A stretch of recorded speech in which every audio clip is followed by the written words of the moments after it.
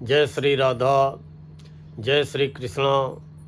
आप सभी प्रिय दर्शकों का हमारे चैनल आई एम एस्ट्रो गुरुजी में बहुत बहुत स्वागत है। प्रिय दर्शकों, चर्चा करेंगे मकर राशि के बारे में।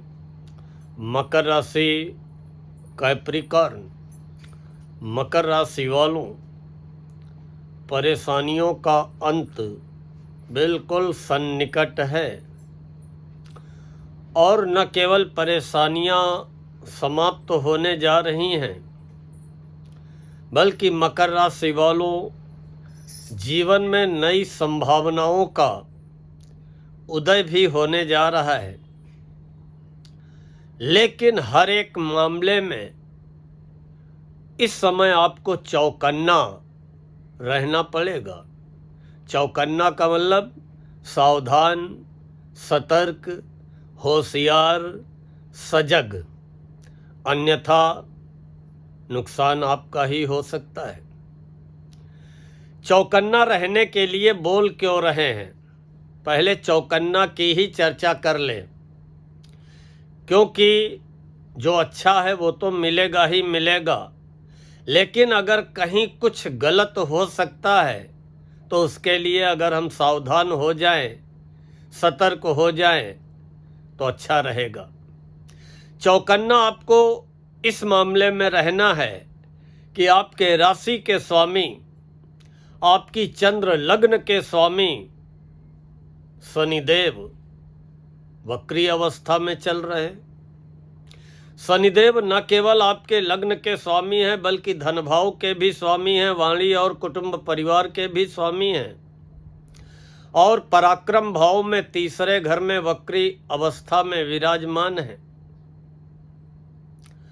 अब शनिदेव लग्न के स्वामी हैं, शरीर के स्वामी हैं, स्वास्थ्य को लेकर के चौकन्ना रहना पड़ेगा। बनाई गई योजनाओं को लेकर के चौकन्ना रहना पड़ेगा। अपनी वाणी को लेकर के चौकन्ना रहना पड़ेगा। कुटुंब परिवार के परिजनों के साथ अपने व्यवहार को, बातचीत को लेकर के चौकन्ना रहना पड़ेगा। कहीं पे धन का निवेश अगर करने जा रहे हैं तो उसको लेकर के चौकन्ना रहना पड़ेगा। मित्रों भाइयों को लेकर के आपको चौकन्ना रहना पड़ेगा। साझेदारी के मामलों को लेकर के चौकन्ना रहना पड़ेगा। जीवन साथी के साथ अपने स्वभाव को लेकर के, अपनी बातचीत को लेकर के, अपने उत्तरदायित्वों को लेकर के भी चौकन्ना रहना पड़ेगा। और चोट चपेट को लेकर के भी सावधान रहना पड़ेगा, क्योंकि चोट चपेट लगने वाली भी स्थितियां चल रही हैं। क्योंकि छठा घर होता है चोट चपेट देने वाला, और छठे घर में मंगल बैठे हैं। और वैसे तो छठे मंगल 18 सितंबर तक आपको कोर्ट कचहरी के मामलों में, जमीन जायदाद के विवादों में, रोग ऋण शत्रुओं पे विजय दिलाने का कार्य करेंगे। लेकिन छठे मंगल पे राहु की 5वीं दृष्टि पड़ रही है, और मंगल जब अनियंत्रित होते हैं तो हल्की फुल्की चोट देने का कार्य करते हैं। राहु की पड़ने वाली छठे घर पे मंगल पे राहु की 5वीं दृष्टि, और राहु जो काम करते हैं अचानक करते हैं, एकाएक करते हैं। अचानक आपको चोट लगेगी, सावधान रहेंगे। हल्की फुल्की लगेगी या नहीं भी लगेगी, लेकिन जरा सा भी असावधानी रखी, जरा सी भी लापरवाही की तो एकाएक राहु आपको चोट चपेट अपनी 5वीं दृष्टि के द्वारा दिलाने का काम कर सकते हैं। एकाएक राहु आपको कर्जा लेने के लिए प्रेरित कर सकते हैं, या एकाएक राहु कर्जा कैसे उतरेगा, आप क्या होगा, कैसे कर्जे से मुक्त होंगे, आपकी मानसिक स्थिति को डिस्टर्ब कर सकते हैं। एकाएक राहु आपको प्रतिद्वंदियों, विरोधियों का भय भी मन में डाल सकते हैं, बल्कि वहां पे छठे मंगल कोई प्रतिद्वंदी विरोधी आपका कुछ भी बिगाड़ने की स्थिति में नहीं है। और वही राहु दूसरे घर में बैठ करके 7वीं दृष्टि 8वें घर पे डालेंगे, जहाँ पे सूर्य और केतु विराजमान है। अब राहु जब 7वीं दृष्टि सूर्य पे डाल रहे, यहाँ मंगल पे 5वीं दृष्टि और वहाँ 8वें घर पे सूर्य पे 7वीं दृष्टि। सूर्य मस्तिष्क के, दिमाग के, सिर के कारक होते हैं। एकाएक सिर में दर्द उठना या एकाएक अचानक सिर में चोट लग जाना, मानसिक चिंता में वृद्धि होना, आत्मविश्वास में अचानक कमी आना। बाकी वहाँ पे बैठे हुए सूर्य शोध के कार्यों में, रिसर्च के कार्य में, पैतृक संपत्ति को लेकर के आपको अच्छे परिणाम देंगे, लेकिन सावधान रहना पड़ेगा, चौकन्ना रहना पड़ेगा। बाकी मकर राशि वालों, राहु 9वीं दृष्टि, राहु की जो 9वीं दृष्टि पड़ेगी वो आपके कैरियर पे पड़ेगी, 10वें घर पे। कैरियर को लेकर के मन में शंकाएं भर देना, आशंका, नौकरी बचेगी कि नहीं बचेगी, नौकरी चलती रहेगी कि नहीं चलती रहेगी, अच्छी नौकरी मिलेगी कि नहीं मिलेगी, व्यापार चलेगा कि नहीं चलेगा, कोई सही व्यापारिक पार्टनर मिलेगा कि नहीं मिलेगा। ऐसी बार व्यर्थ की शंकाएं आपके मन को डालने का कार्य राहु अपनी 9वीं दृष्टि के द्वारा करेंगे। और उधर कैरियर के स्वामी शुक्र भाग्य भाव में नीच राशि में है 2 सितंबर तक। अब 2 सितंबर तक भाग्य पक्ष आपका बहुत कमज़ोर है, क्योंकि वहाँ पे नीच के शुक्र हैं और आपके कैरियर के स्वामी हैं, संतान के स्वामी हैं, शिक्षा के स्वामी हैं। पढ़ाई में मन न लगना, पढ़ाई से मन उचट जाना, या कैरियर के चुनाव को लेकर के असमंजस में आ जाना, कौन सा कोर्स करें कौन सा न करें। संतान को लेकर के कोई न कोई मन में चिंता बनी रहना, संतान पक्ष को लेकर के मन को चिंतित कर देना। अब चिंता के कई कारण हो सकते हैं, संतान का हेल्थ भी हो सकता है, करियर भी हो सकता है, या विवाह का मामला हो सकता है। ऐसी स्थितियां आपके जीवन में चल रही हैं और इन स्थितियों के बीच में देवगुरु बृहस्पति आपकी सारी परेशानियों का अंत करने जा रहे हैं और आपके जीवन में नई संभावनाओं को जन्म देने जा रहे हैं, क्योंकि देवगुरु बृहस्पति बुध के नक्षत्र आश्लेषा में रहते हुए स्वयं की उच्च राशि कर्क में विराजमान है, वो भी आपकी राशि से 7वें घर में केंद्र भाव में है।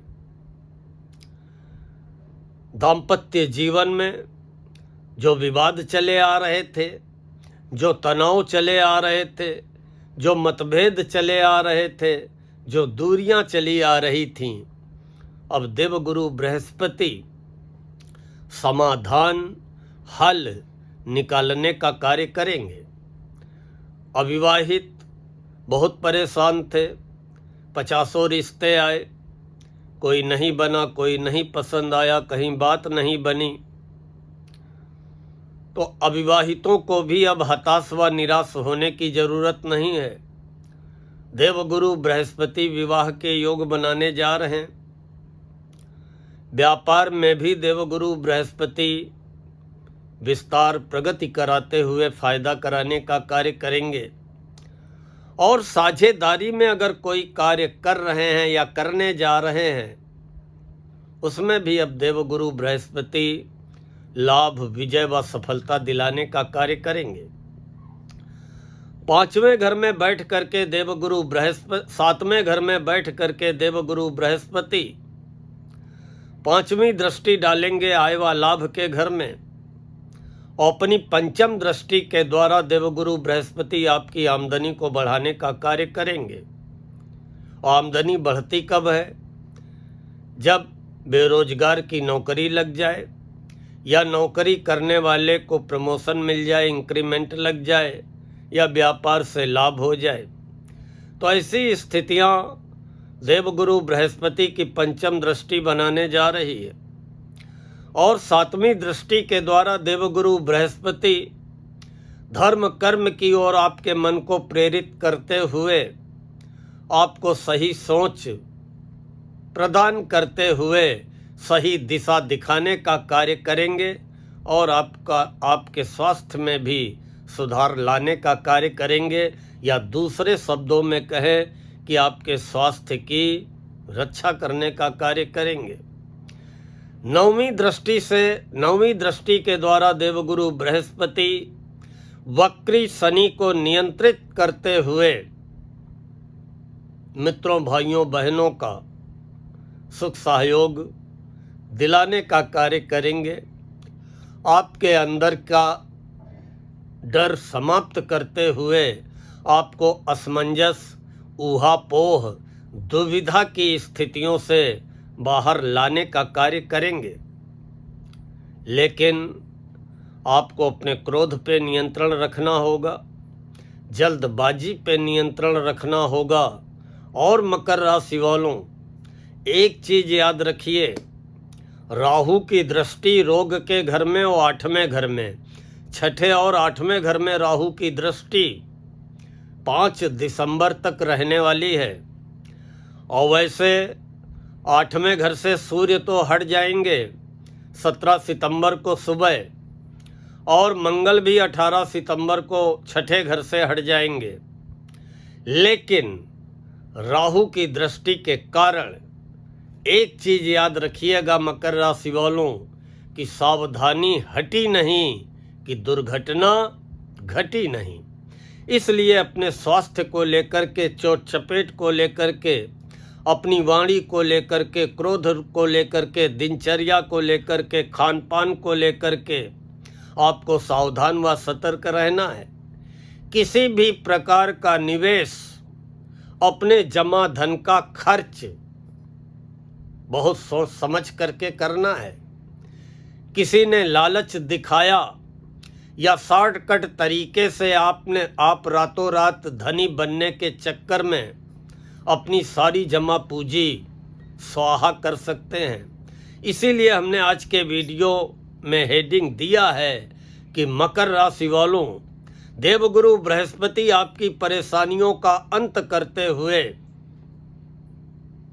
जीवन में नई संभावनाएं लाएंगे, नई संभावनाओं को जन्म देंगे। लेकिन हर मामले में अभी आपको चौकन्ना रहना है, सावधान रहना है, सतर्क रहना है, सजग रहना है। निश्चित ही आपके तपते हुए मन को राहत मिलने वाली है, राहत मिलेगी। लेकिन थोड़ा सा अपने स्वभाव में, अपने व्यक्तित्व में, अपनी सोच में परिवर्तन लाते हुए धैर्य लाने का भी प्रयास करें। इन्हीं शब्दों के साथ आज मैं अपनी वाणी को यहीं पर विराम देता हूँ। जय श्री राधा, जय श्री कृष्णा।